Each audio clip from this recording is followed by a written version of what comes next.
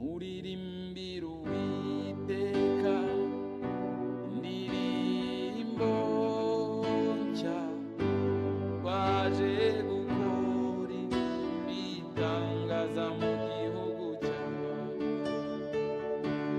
Ikiganza cye cy'iburyo, ukuboko kwe kwera, abizanishije agakiza mu Rwanda.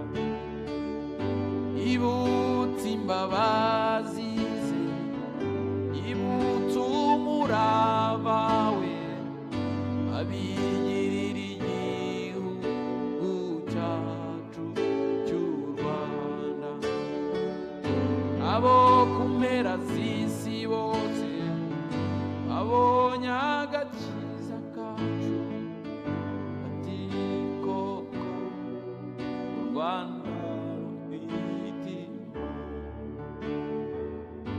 bati koko u Rwanda